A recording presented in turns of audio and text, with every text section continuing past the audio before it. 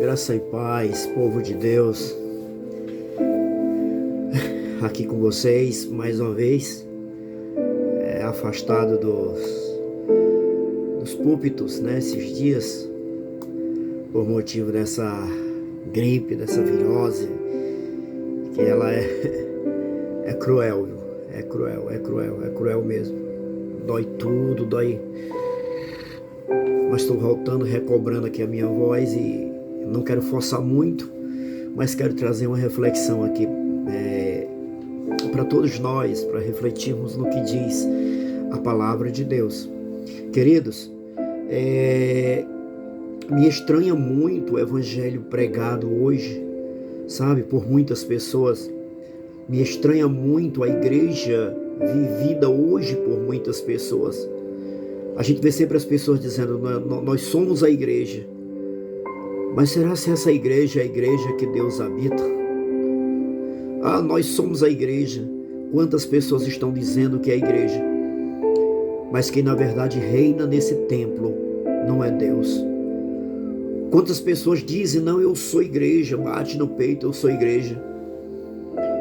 Mas não é Jesus que reina nessa igreja. Não é Jesus que está reinando nessa pessoa. A Bíblia é cheia de advertência para nós. O apóstolo Paulo, ele escrevendo a carta aos Gálatas, escreve a carta aos Gálatas, no capítulo de número 1, versículo número 6, ele diz assim: admira-me que estejais passando tão depressa daquele que vos chamou na graça de Cristo para outro evangelho, o qual não é outro, senão que há alguns que vos perturbam e querem perverter o evangelho de Cristo.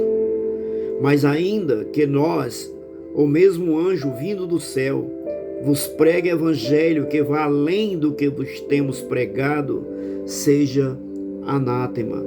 Assim como já dissemos, e agora repito, se alguém vos prega evangelho que vá além daquele que recebemos, seja anátema.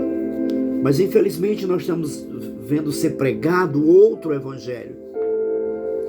É o evangelho da libertinagem, é o evangelho que não transforma, é o evangelho que venha como está e permaneça como chegou, é o evangelho que não causa mudanças, sabe?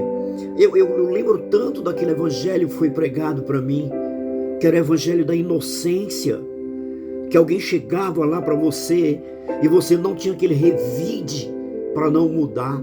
Quando alguém chegava e dizia, olha, irmão, não é desse jeito, o irmão tem que ser diferente, sabe? Então eu tenho saudade desse evangelho, porque é o evangelho que Cristo pregava.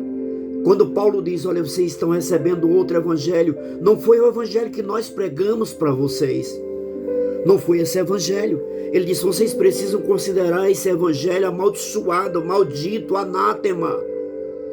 Vocês não podem ter com um evangelho abençoado, o evangelho que não causa transformação, o evangelho que não causa diferença, o evangelho que não causa libertação, ele é anátema. Pode ter certeza. Olha o que Jesus ele fala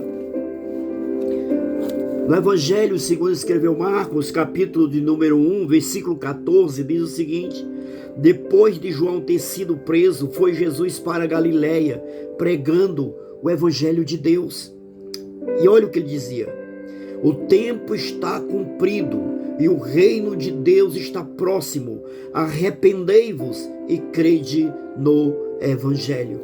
Então ele estava pregando o evangelho que causa um arrependimento, o evangelho que traz boas novas de Deus, o evangelho que fala de reino, o evangelho que fala da vinda de Jesus, da aproximação da vinda de Cristo, o evangelho que causa mudança. Querido, quando nós temos um encontro na verdade com esse evangelho, ele causa mudança interna e externa. A nossa vivência externa, ela é o resultado da mudança interna. Nós começamos a nos apresentar de outra maneira. Nós começamos a nos apresentar diferente. Somos pessoas diferentes. Sabe por que somos diferentes? Porque houve uma mudança dentro de nós. A nossa apresentação, ela é diferente. Sabe?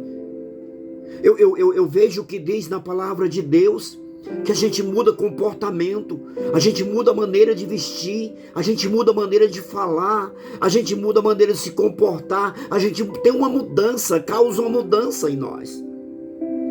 Mas será se essa mudança que a igreja está vivendo, será se olhar para um cristão hoje, será se identifica como cristão? Ah, pastor, não são as vestes que me identificam como cristão. Verdade, não são as vestes, mas você como cristão se deixa ser identificado pelas suas vestes. Você entende? Não são as suas vestes, você não vai vestir, né? Eu vou vestir para que eu me identifique como cristão, não. Mas é porque você é um cristão, você se deixa ser visto, ser identificado pelas suas vestes, pela sua maneira de falar, pela sua maneira de agir, pela sua maneira de pensar. Então você vai deixando ser diferente. Eu lembro da nossa época. Por isso que eu falei do evangelho da inocência, que era aquele evangelho que chegava lá, o irmão chegava, ele não queria nem saber, mas inocentemente ele dizia: irmão, você tem que mudar a sua vida, irmão, você tem que mudar a sua maneira de vestir, irmão, você tem que mudar a sua maneira de falar, a sua maneira de andar. Então ele chegava e dizia na inocência, ele não queria saber se aquilo ali ia causar impacto na vida do novo convertido.